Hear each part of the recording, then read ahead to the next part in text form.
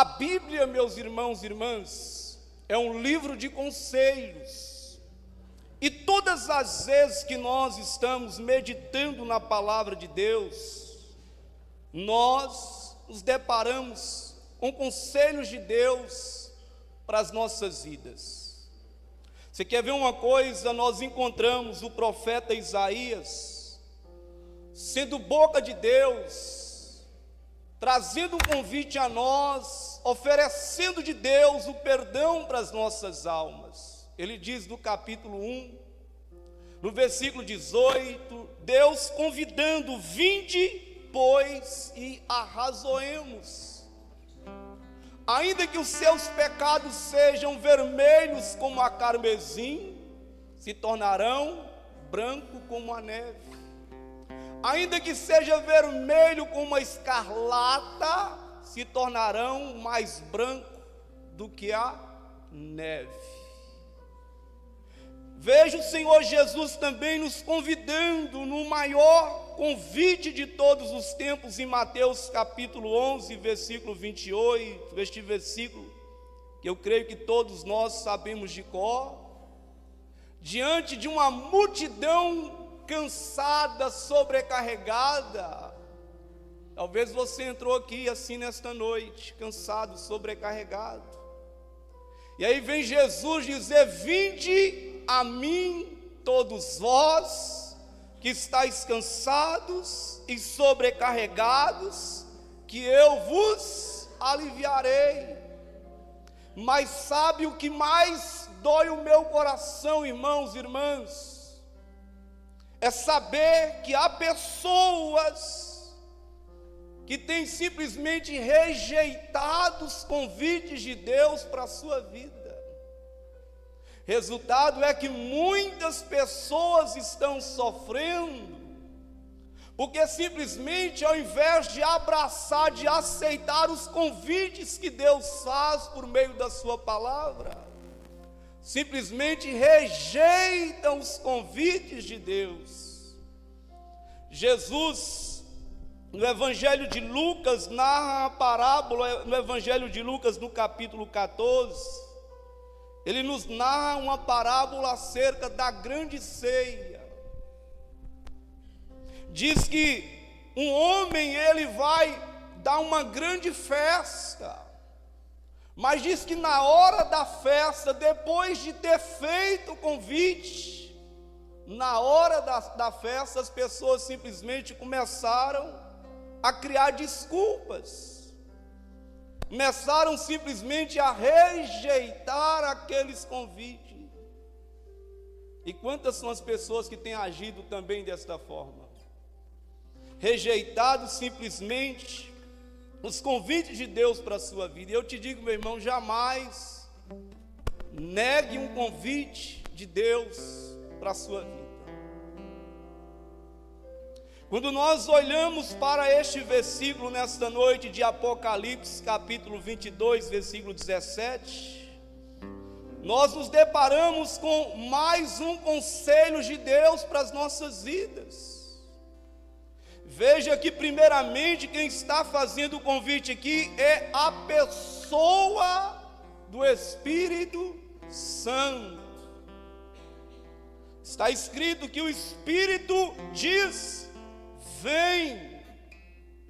Irmãos amados, constantemente o Espírito Santo, que é a terceira pessoa da Trindade, está nos chamando, está nos convidando.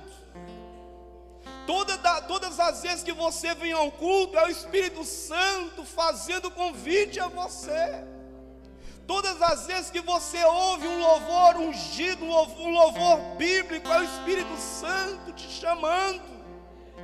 Todas as vezes que você ouve uma palavra, é o Espírito Santo simplesmente te chamando. Veja que o Espírito Santo está dizendo: vem. A Bíblia diz que quem tem ouvidos, ouça o que o Espírito Santo diz. O Espírito Santo constantemente está falando ao nosso coração, irmãos. Constantemente Ele está procurando chamar a sua atenção, te convidando para uma vida cheia da plenitude dEle. Constantemente Ele está te convidando a ter uma experiência real e profunda com Ele, meu irmão, minha irmã. Mas o texto diz que não só o Espírito Santo convida, mas diz também que a noiva do Senhor também está dizendo: vem. Olha aqui que diz: a noiva diz: vem. Quem é a noiva de Cristo, irmãos? Senão a igreja do Senhor Jesus Cristo espalhado nesta terra. Aonde é que estiver um crente neste mundo, ali está a parte da noiva de Cristo, a igreja do Senhor. E a igreja, a noiva, tem a missão, irmão Odete, de também chamar as pessoas, de convidar as pessoas, irmãos. Você foi chamado para chamar outras pessoas. Você foi convidado por Jesus para convidar outras pessoas. Veja que primeiramente Ele nos chama dizendo: vinde a mim, todos vós que estáis cansados e sobrecarregados. Em segundo lugar, Ele nos alivia, meus irmãos. Ele transforma a nossa vida, Ele nos liberta, Ele nos sara, Ele nos cura, Ele nos transforma, Ele nos dá uma nova vida nele. Mas em terceiro lugar Ele diz: ide, pregai o Evangelho a toda criatura. Então nós somos chamados, irmãos, para chamar outras pessoas. E se nós não temos convidado outras pessoas, é sinal que há alguma coisa errada nas nossas vidas. Que esta é a missão da igreja: convidar, irmãos, chamar pessoas. Diz que o Espírito está dizendo: vem. Em contrapartida, a igreja também tem que estender as mãos ao pecador, ao desvalido, às pessoas lá fora, e dizer: vem. Vem aonde, gente? Vem a Cristo, que pode restaurar, salvar, libertar, curar, dar uma nova vida, chamar, irmãos. Mas veja também que este convite é feito a três classes de pessoas neste versículo. O Espírito e a noiva diz: vem. E a quem primeiramente este convite é endereçado, irmãos? Primeiramente diz: quem ouve. Quantos aqui estão ouvindo nesta noite? Então significa dizer que este convite de Deus, do Espírito Santo, é para você que aqui está nesta noite. Aquele que ouve, diz: vem. Quem tem ouvidos, ouça. Irmãos, nós precisamos estar com os nossos ouvidos sensíveis à voz do Espírito Santo nesses dias. Precisamos, de certa forma, tirar tudo aquilo que impede a nossa comunhão e a nossa intimidade com Deus nesses dias. Se Ele constantemente está falando, porque Jesus disse: é Ele quem convence o homem do pecado, da justiça e do juízo. Jesus disse: eis que eu vou para o Pai, mas eu não vos deixarei sozinhos, não vos deixarei órfãos, eis que enviarei para estar convosco todos os dias o Espírito Santo, o amado Consolador, irmãos.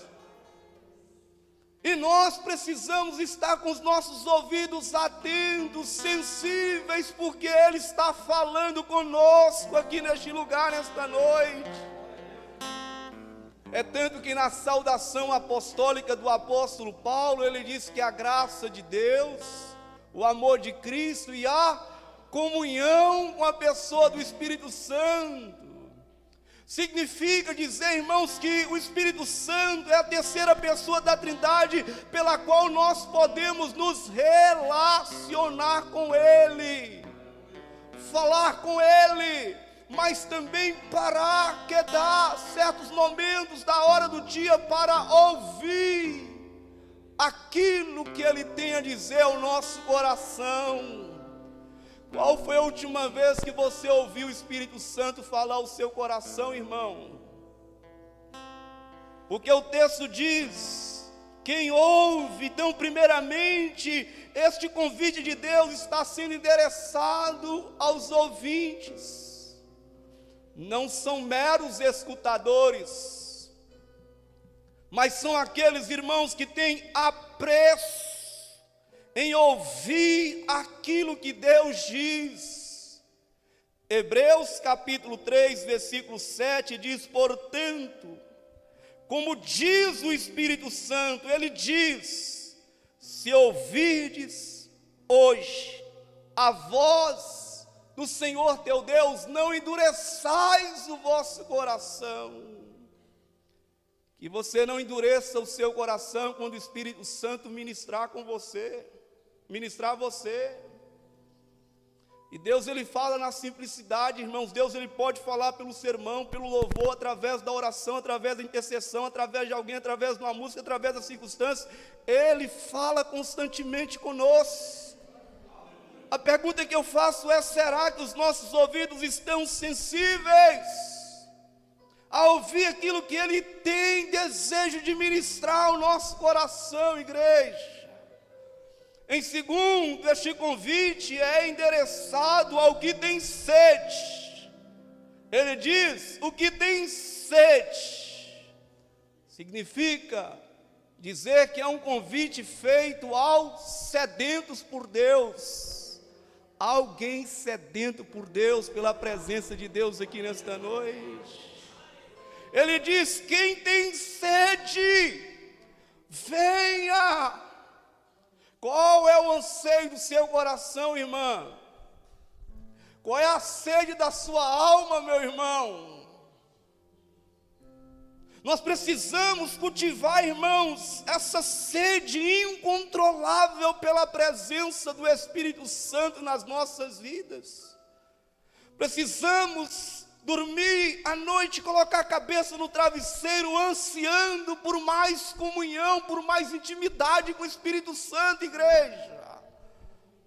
Precisamos acordar pela manhã, procurando a presença do Espírito Santo, almejando ter um relacionamento mais próximo, mais íntimo com Ele, igreja. O texto diz, aquele que tem sede. Será que não está faltando sede por Deus nesses dias? Onde estão as almas sedentas pela presença do Espírito Santo? Onde estão os corações famintos, sedentos pela presença? Irmãos, o que tem que te motivar a vir aqui nesta noite é a sede por Deus. Sede por Deus, irmãos. Amós capítulo 8, versículo 11, nos fala, eis que vem dias, diz o Senhor Jeová, eis que enviarei fome sobre a terra, não fome de pão, nem sede de água, mas de ouvir a palavra de Deus, igreja, sede de ouvir a palavra de Deus. Será que não está faltando isso na membresia dessa igreja? Sede, irmãos, não é a sede de ouvir o pastor Anderson, não, mas é sede de ouvir aquilo que Deus tem a nos falar, porque nem só de pão viverá o homem, mas sim de toda palavra que procede da boca de Deus, igreja. sede de ouvir Deus, sede de encontrar Deus, irmãos, lendo as Escrituras, sede de encontrar Deus no seu momento de oração, irmãos. Onde está isso? Nós encontramos Davi com a alma sedenta. Salmo 42, 2, ele diz: como a coça, anseia, brama, irmãos, é um desejo veemente, como anseia pelas correntes das águas, assim suspira a minha alma por ti, ó Deus. A minha alma tem sede de Deus. Você pode dizer isso nesta noite? Você tem coragem de dizer isso? Então diga: a minha alma tem sede de Deus. Sede, igreja, não das bênçãos de Deus, não das portas abertas, não dos milagres. Sede de Deus. Quero Deus, pastor, que me moveu sair do meu lar nessa noite fria. Foi Deus, pastor. Não foi para ver quem está cantando, quem está pregando, mas Deus. Eu quero Deus aqui nesta noite.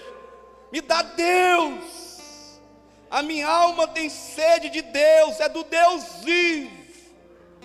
E anelante ele diz: quando entrarei e me apresentarei ante a face de Deus? Davi estava distante de Jerusalém. Ele diz que quando entrarei, me apresentarei perante a face do Senhor. Davi, no Salmo 63, ele declara a sua sede por Deus, dizendo: ó Deus, Tu és o meu Deus, de madrugada te buscarei, pois a minha alma tem sede de Ti. Ó Deus, a minha carne te deseja como a terra seca, cansada onde não há água. Olha a sede deste homem, irmãos e irmãs. Que Deus nessa noite desperte essa sede incontrolável no seu coração, meu irmão, pela presença de Deus. Como uma terra árida, uma terra seca, deseja muito. Para quem este convite? Em terceiro, ele diz: para quem ouve, para quem tem sede, e ele diz: para quem quiser. Ele diz: e quem quiser. Você quer, meu irmão? Você deseja? Qual é o grau da sua intensidade, do seu desejo por Deus nessa noite? Ele diz: quem quiser. Significa que ninguém é forçado, irmãos. Você não é forçado a nada aqui. Você não é obrigado a vir à igreja. Você não é obrigado a se santificar. Você não é obrigado a tocar, a cantar. Você não é obrigado a nada, meu irmão. É um convite que diz: quem quiser. Deus, ele não obriga ninguém. Deus, ele não força ninguém, irmãos. Mateus capítulo 16, 24. Jesus, para uma grande multidão e seus discípulos, ele diz: se alguém quiser vir após mim. Se alguém quiser.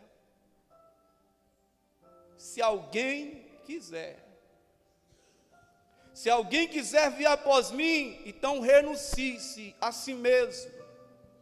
Se alguém quiser vir após mim, tome a sua cruz. Se alguém quiser vir após mim, siga-me.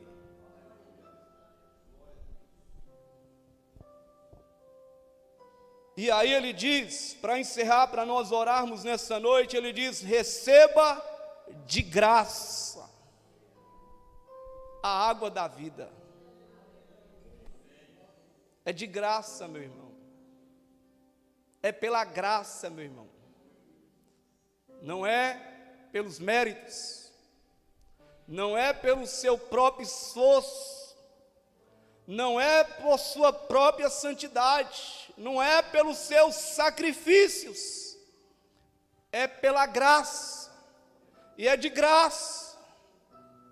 Você não precisa pagar nada, porque o preço já foi pago. Não precisa pagar nada. O preço já foi pago lá na cruz do Calvário. Aquele véu espesso foi rasgado de alto a baixo. Graça, meu irmão. A coroa foi posta sobre a cabeça dele. Graça, igreja.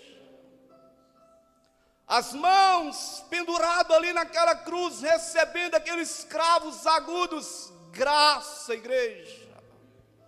O seu sangue vertido, derramado, cada gota caindo no chão. Graça, igreja, favor imerecido. Então ele diz: quem quiser, receba de graça. Receba de graça. De graça. A água da vida é de graça. Jesus disse: se alguém tem sede, você está com sede?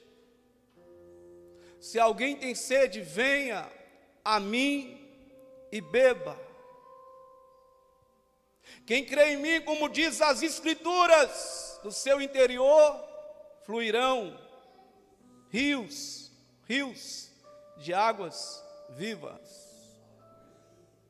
Se alguém tem sede, irmãos, venha e beba de graça. Não precisa pagar, não precisa pagar preço, porque o preço já foi pago lá na cruz do Calvário. Eu encerro com Isaías capítulo 55, versículo 1. Aqui: ó vós, todos os que tendes sede, olha o convite novamente. Vinde às águas.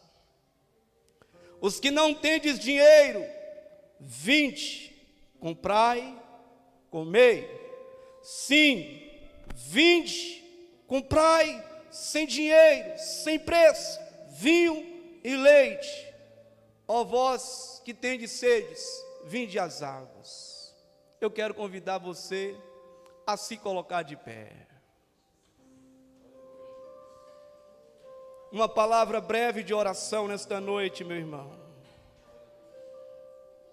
Pergunta que eu faço: quantos aqui querem beber dessas águas?